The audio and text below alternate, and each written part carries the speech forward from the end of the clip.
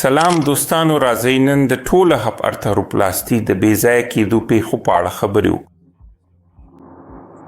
که تاسو ټوله هپ بدله کړې وي او دا پوښتنه لرئ چې د بې ځایه کېدو امکان څومره دی، نو راځئ نن پرې خبرې وکړو.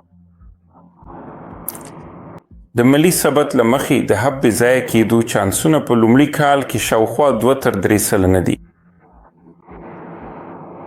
کله چې موږ د هغو عواملو خبره کوو چې د بې ځایه کېدو چانس زیاتوي، نو دا عموماً هغه وخت وي چې جراحي بیا ترسره شوې وي. بیا جراحي یعنې دا چې ستاسو عملیات 2 ځله شوي وي.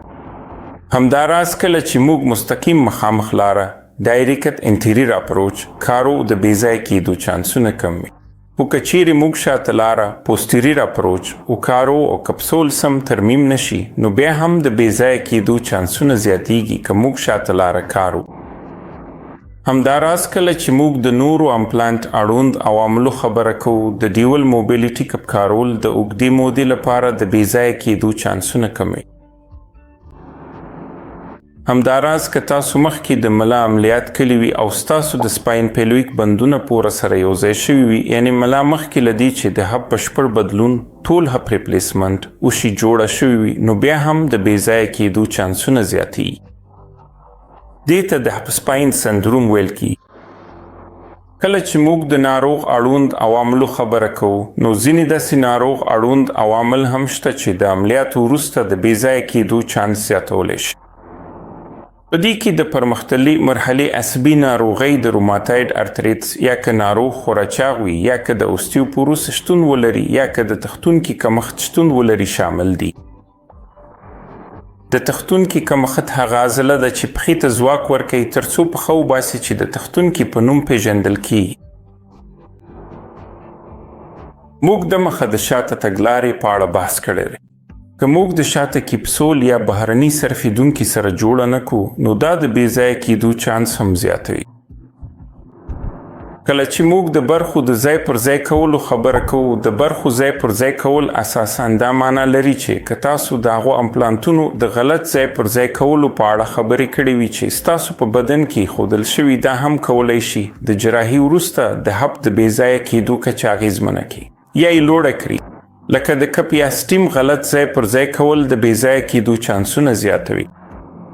امپینجمنت هغه ته وایي چې د امپلانتونو یا هډوکو له امله د حرکت مخه نیول کیږي، یا امپلانتونه د حرکت پر مهال یو پر بل فشار راوړي. دا حالت امپینجمنت بلل کیږي.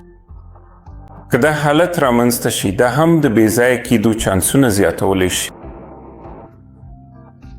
همداراز کله چې موږ د برخو خبره کوو، د سر انداز هم مهمه ده که غواړئ د بې ځایه کېدو مخه ونیسئ. لوی سرونه لکه د 3.5 نه تر 4 پورې خطر کموي، ځکه چې د جمپ واټن زیاتېږي. همداراز 2 ګوني خوځنده امپلانتونه د بې ځایه کېدو خطر کموي. که موږ د بیاکتنې جراحي ته ځو یا که محدود شوي لاینرونه کارو، نو پایل هم ښه وي. نو په عملي توګه که تاسو د هپ د بدلولو جراحي پلان لرئ، اندېښنه مه کوئ. یوازې هغه ډاکټر غوره کړئ چې په منظم ډول د هپ بدلولو عملیات کوي.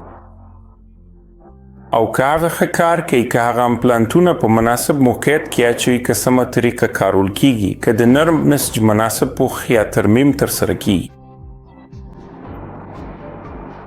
او همداراز که مخکې د ملا د جراحي سابقه نه وي، یا که ستاسو عضلې ښه کار کوي، د ابډکټر کومه ستونزه نه وي، اندېښنه مه کوئ، ستاسو جراحي به بریالۍ وي. نو په ټوله کې د هپ بدلولو جراحي وروسته د هپ بې ځایه کېدو چانسونه واقعاً کم دي، له 3 سلنې څخه هم کم دي، لکه څنګه چې ادبیات موږ ته وایي. خو د جراحي د بریا لپاره ځینې عوامل د ناروغ له اړخه دي او ځینې عوامل د ډاکټر له اړخه دي. نو که دواړه یعنې ناروغ هم پاملرنه وکړي او ډاکټر هم د جراحي پر مهال پوره پام وکړي، نو وروسته به تاسو یو بهتر او بې ځایه کېدو ژوند ولرئ. مننه.